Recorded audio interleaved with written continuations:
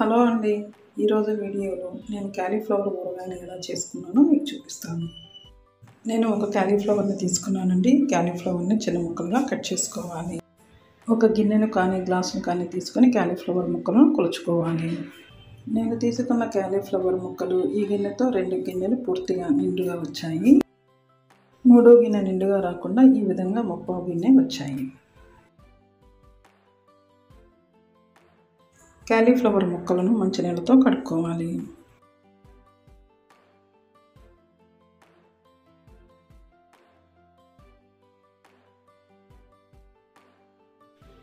మంచినీళ్ళను stove మీద పెట్టుకోవాలి. మరుగుతున్న ఈ నీళ్ళలో ఉప్పు వేసుకోవాలి.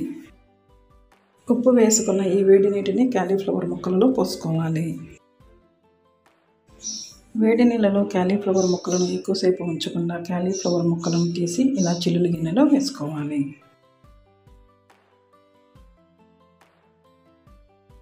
నీళ్ళన్నీ కారిపోయిన తర్వాత క్యాలీఫ్లవర్ ముక్కలను తీసి ఈ విధంగా పొడిగుడ్డ మీద వేసుకోవాలి.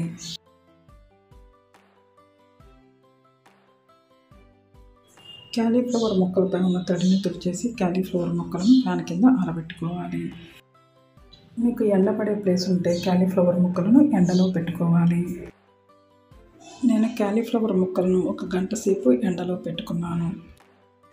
చిన్న గిన్నెలో ఆవాలను మిక్సీ జార్లో వేసుకొని మిక్సీకి వేసుకోవాలి. క్యాలీఫ్లవర్ ముక్కల్లో తడి ఏమీ ఉండకూడదండి. ఆవు పిండి పావు గిన్నె కన్నా కొంచెం తక్కువగా తీసుకొని క్యాలీఫ్లవర్ ముక్కలలో వేసుకోవాలి.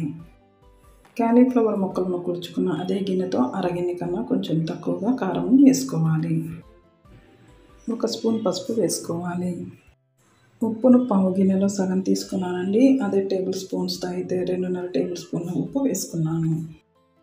ఒక పెద్ద వెల్లుల్లిపాయను రెబ్బగా విడదీసి పై ఉన్న పొట్టును తీసేసి వేసుకోవాలి. పెద్ద సైజులో ఉన్న 6 నిమ్మకాయలను కట్ చేసి రసం తీసుకున్నానండి. ఆ నిమ్మరసంను వేసుకున్నాను. క్యాలీఫ్లవర్ ముక్కలను కొలుచుకున్న అదే గిన్నెతో 3/4 గిన్నెల నూనెను పోసుకోవాలి. వేసుకున్నవన్నీ క్యాలీఫ్లవర్ ముక్కలకు పట్టే విధంగా గరిటెతో బాగా కలుపుకోవాలి.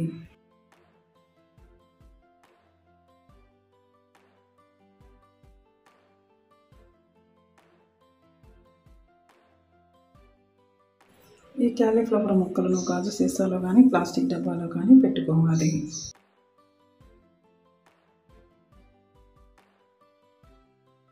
సీసాకు మూత పెట్టుకొని పక్కన పెట్టుకోవాలి. 3 రోజుల తర్వాత చూస్తే ఊరగాయల నూనె ఎలా తేలిందో చూసారా? ఊరగాయను చూస్తుంటే నోట్లో నీళ్ళు ఊరుతున్నాయి కదా. వేడి వేడి అన్నంలో ఈ పచ్చడి వేసుకొని నెయ్యి వేసుకొని తింటే చాలా బాగుంటుంది.